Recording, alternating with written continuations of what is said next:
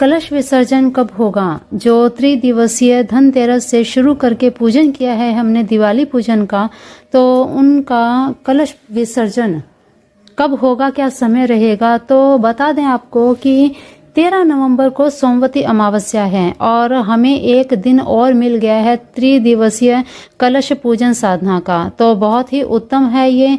और सोमवती अमावस्या के दिन दोनों ही दिन सुबह और शाम संध्या के समय पूजन करें।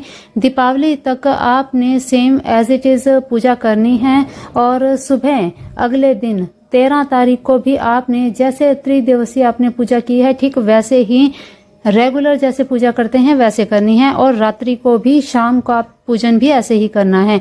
अगले दिन 14 तारीख को कलश विसर्जन का समय रहेगा, सुबह का समय रहेगा 11:50 से लेकर दोपहर के 12:32 तक, 14 नवंबर 2023 को। ठीक है, बहुत ही शुभ समय है ये, अनुराधा नक्षत्र में है और शोभन योग में चल रहा है ये समय।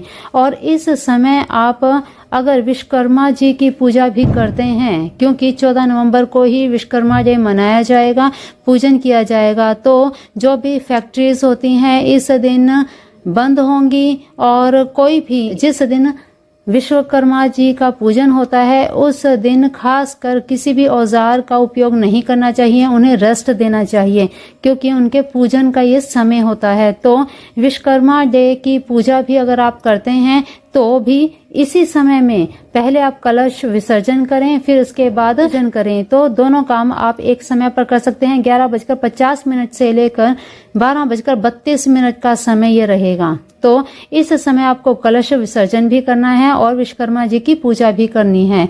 भाई दूज का समय रहेगा 15 नवंबर को। 15 नवंबर का समय रहेगा भाई दूज का। तो धर्मशास्त्रों के अनुसार अपराह्न व्यापिनी कार्तिक शुक्ल द्वितीया के दिन ही यम द्वितीया अर्थात भाई दूज मनाई जाती है, क्योंकि यमुना ने इस दिन अपने भाई यम को अपने घर बुलाकर भोजन खिलाया था। अतः उसी दिन से ये भाई दूज नामक पर्व जो यम द्वितीया के नाम से प्रसिद्ध है मनाया जाने लगा। इससे स्पष्ट होता है कि यम द्वितीया और भाई दूज ये दोनों पर्व भिन्न नहीं हैं, एक ही हैं।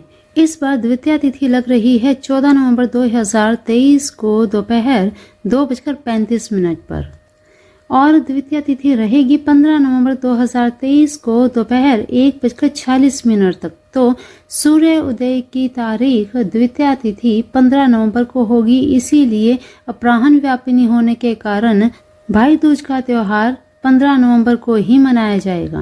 और भाई दूज का त्योहार मनाने का अर्थात तिलक करने का समय शुभ समय रहेगा 15 नवंबर को सुबह 6:54 से लेकर 8:13 तक। इसके अलावा और कोई भी शुभ समय नहीं निकल रहा, क्योंकि 1:30 बजे के बाद द्वितीया तिथि ही निकल जाएगी, तृतीया लग जाएगी। तो इससे पहले पहले का यही एक समय शुभ समय निकल कर आ रहा है। तो इसी समय में भाई दूज का त्योहार मनाना चाहिए, भाइयों को तिलक करना चाहिए।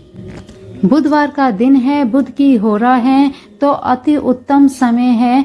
तो मुझे आशा है आपको सारी जानकारी प्राप्त हो गई होगी और बहुत ही हर्षोल्लास के साथ आप अपने सभी त्योहार मना रहे होंगे। खुशियों के साथ आप सभी के घर में सुख समृद्धि बनी रहे।